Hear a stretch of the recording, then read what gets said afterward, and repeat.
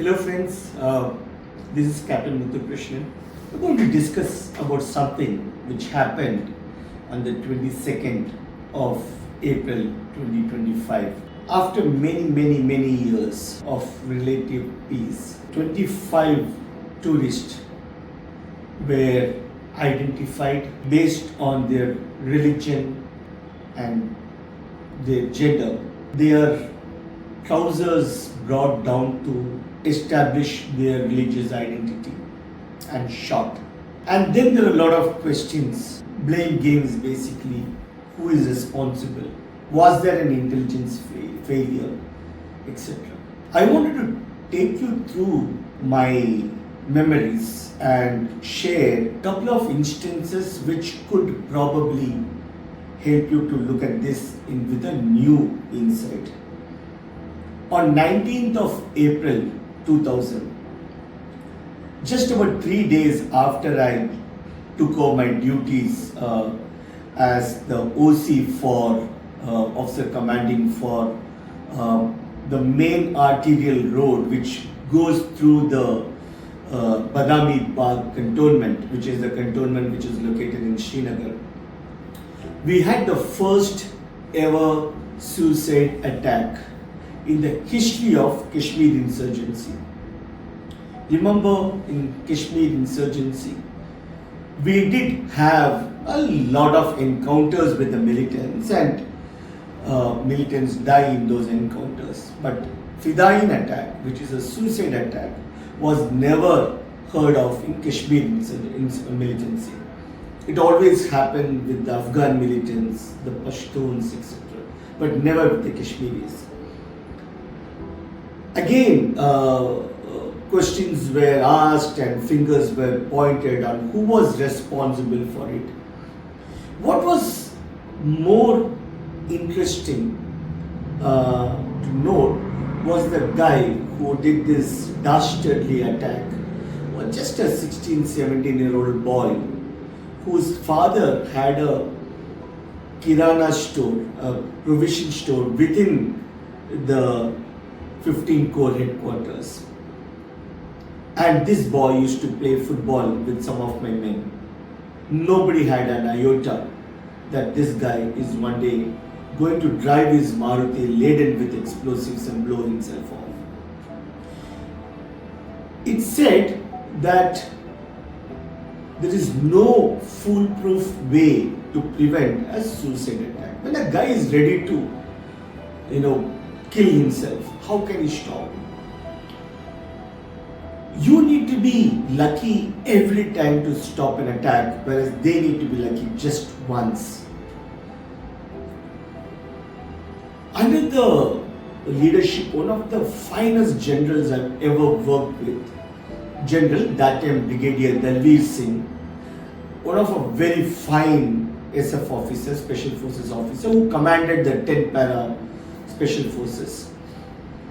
He gave me a complete freedom to do whatever I want, and for the next 8 months that I was there as the OC for the arterial road, the Badami Bagh cantonment road, there was not a single incident. In July of the same year,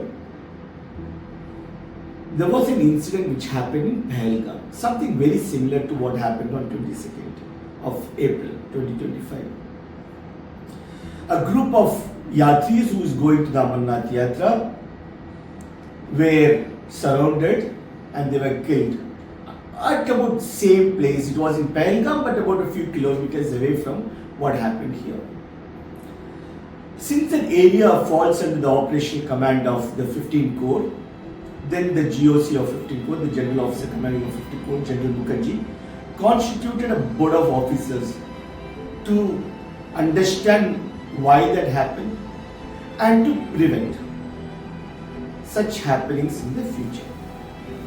I was part of the board, and since I had done my master's in business administration with operational research and quantitative techniques as one of my specialization, I was asked to see if we can develop a quantitative model, a statistical model to prevent it. And we did create a model which was presented to General Mukherjee and it was put to effect.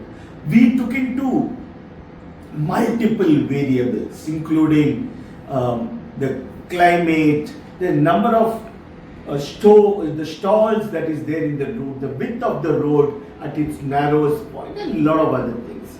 The number of mules available, ponies available. What is interesting to note is that these would help you to react for a situation that's already thought of, that could be visualized earlier. These are exceptions to SOPs which we could be prepared for. But what we could never be prepared for is crisis. There's a difference between exceptions and crisis. Exceptions are those documented variations from the standard process, whereas crises are like the fourth quadrant of the Johari window, which is completely blind. You won't even know what happened. Imagine the most sophisticated defense systems ever devised, which is the Iron Dome of Israel. That could not stop an October 7th from happening. So the question is, could we have stopped this attack, and was army or the military intelligence or even the police intelligence to be blamed? The answer is no. You cannot guard every square inch of this country's territory. Just not possible. This particular area was selected by militants who knew the terrain, and they knew that this is an area which was recently open for public. It was still not vetted by the military intelligence, and there is no approach road. You have to either walk or go in ponies. They knew their topography well and they chose it well. So would you say they are more intelligent than the soldiers, the military? Not necessarily. Remember, for every incidences like Pahalgam, there could have been 100 intelligence which are stopped by our forces because of their intelligent input. Nobody would have known that. When I was there for 8 months in that thick of militancy, I knew myself of about at least a dozen instances where we, through proactive measures, stopped an incident from happening and nobody would even bother about it. But one incident where they were luckier could have completely repudiated and taken away all the hard work that was put by the services. So therefore, friends, what I wanted to say is, while our prayers are there with the victims, never blame the services. Remember, you can't have ISIS every square inch of this country. And all it takes is that one instance where they were lucky. But I'm sure we will never forget or forgive this. Soon you will know what we will be doing to make sure that the perpetrators of this crime, the heinous crime, would learn their lessons and they never ever dare to do something like this again. Thank you very much. That's all for today. Bye-bye.